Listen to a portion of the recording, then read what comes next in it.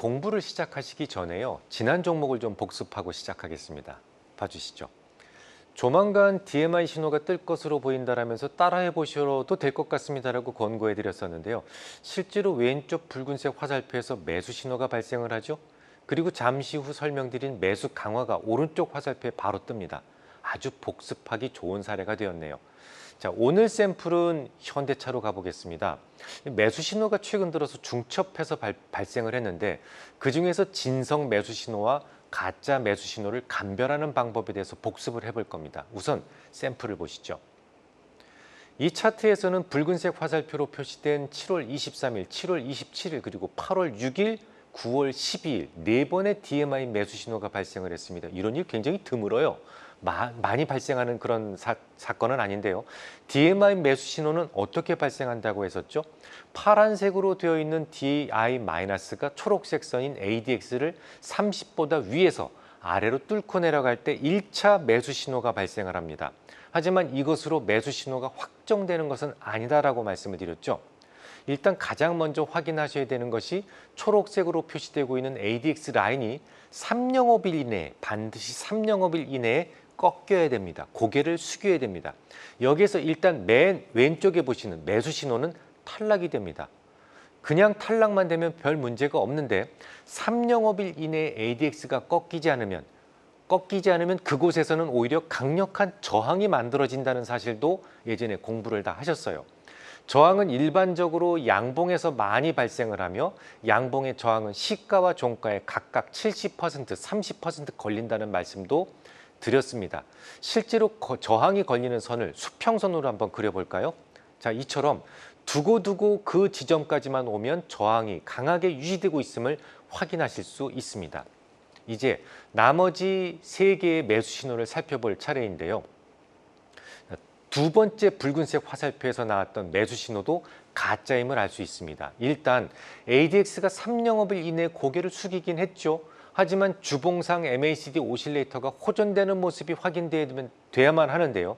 신호의 진위를 판단하기 위해서 위 차트의 주봉을 확인해 보겠습니다. 확인해 보시죠. 파란색 화살표를 먼저 보세요. 음봉이 길어지고 있죠. 매수가 가능한 조건은 호전되는 경우인데요. 양봉의 경우에는 길어져야 되고 음봉의 경우는 짧아져야 되는 것이 호전인데 반대로 음봉이 길어지고 있다는 것을 확인할 수 있습니다. 자, 그러면 앞서 보셨던 7월 27일에 나왔던 DMI 신호도 실패 신호가 되는 겁니다. 가짜 신호가 되는 거예요. 자, 이번에는 8월 6일 날 나왔던 세 번째 매수 신호의 진위를 확인해 보겠는데요. 우선 3영업일 이내의 ADX는 고개를 숙이는 모습을 분명하게 보여주고 있습니다. 그리고 다시 주봉상으로 확인해 보죠. 자, 확인해 보겠습니다. 붉은색 화살표가 있는 곳은 음봉이 분명하게 짧아지고 있는 것을 확인하실 수 있죠. 그러니까 최근에 나왔던 매수 신호들 중에서 처음으로 진짜 매수 신호가 확인되는 겁니다.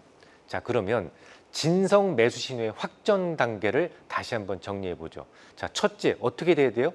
DMI 차트에서 DI-가 파란색이죠. ADX 초록색이죠. 요걸 위에서 아래로 뚫고 내려가는 신호가 발생해야 됩니다. 두 번째, 그 상황에서 3영업일 이내에 초록색으로 표시된 ADX 라인이 고개를 숙여야 됩니다. 꺾여야 됩니다. 세 번째, MACD 오실레이터를 주봉으로, 이건 일봉이 아니에요. 주봉으로 봤을 때 호전되는 모습이 확인되어야만 합니다. 요게 다 성립이 되면 이런 경우를 우리는 통상 매수 신호가 확정되었다라고 표현합니다. 매수 신호가 확정되면 일반적으로 2개 이상의 파동이 나올 정도의 상승을 주는 것이 일반적입니다. 최바닥에서만 매수 신호가 확정돼서 나오는 것이 아니라 두 파동 정도만 상승할 수 있는 신호는 언제든 나올 수 있단 말이죠. 실제로 그랬는지 차트를 통해 파동을 세워보겠습니다. 자, 봐주시죠. 첫 번째 붉은색 화살표에서 DMI 신호를 확인할 수 있죠. 두 번째 붉은색 화살표에서 ADX가 3영업일 이내에 분명히 고개를 숙이는 것이 확인됩니다. MACD 오실레이터의 주봉으로는 이미 호전되는 것을 조금 전에 확인했고요. 매수 신호가 확정되었기에 이 종목은 정확하게 두 파동 정도 강한 상승이 있었다는 것을 알 수 있습니다. 자, 이제 마지막 신호를 살펴볼 겁니다. 차트를 봐주십시오.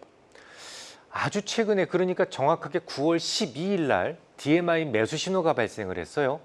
왼쪽 화살표를 보시면 ADX가 정확하게 30보다 위에 있었고 그 상태에서 마이너스 DI가 위에서 아래로 뚫고 내려오는 것을 확인하실 수 있습니다. 그리고 바로 ADX가 어때요? 꺾이고 있죠. 고개를 숙이고 있죠. 하지만 이것만으로 이 종목의 매수 신호가 확정되는 것은 아닙니다. 다시 주봉으로 가봐야 되죠. 주봉을 확인하시겠습니다. MACD 오실레이터에서 파란색 봉이 짧아지는 것이 호전이다라고 말씀을 드렸는데요. 정확하게 짧아지는 것이 확인됩니다. 이렇게 되면 매수는 확정되는 것이고 2개의 파동 이상 상승할 수 있는 여력이 확보되는 겁니다. 하지만 이것으로 끝나지 않습니다. 다시 일봉 차트로 되돌아가 보겠습니다. 자, 이번에는 오른쪽 화살표를 봐주시기 바랍니다. DMI 신호가 나오고 나서 즉각 스토캐스틱의 K가 80 이상으로 오르고 있다는 것을 확인하실 수 있습니다. 이런 경우에 우리는 매수 강화가 떴다라고 표현을 합니다. 매수 강화, 뭘까요? 매수 신호가 확정된 상황에서 조금 더 강하게 매수하세요라는 그런 신호가 생성되는 것인데요.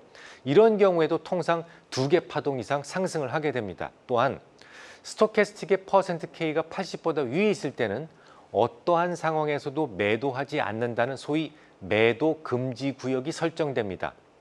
일반적인 기술적 분석 책에서 보시면 스토캐스틱이 K가 80보다 이상에 있을 때는 과열로 보고 매도 신호로 해석하는 경우가 종종 있습니다만 저의 경험상 이것은 완전히 잘못된 해석이라는 생각이에요. 오히려 저는 스토캐스틱의 K가 80보다 위에 있을 경우를 매우 강력한 매수의 유입으로 보고 다시 80보다 아래로 내려가기 전까지는 절대로 매도하지 않는다는 매도 금지 구역으로 해석을 하고 있습니다.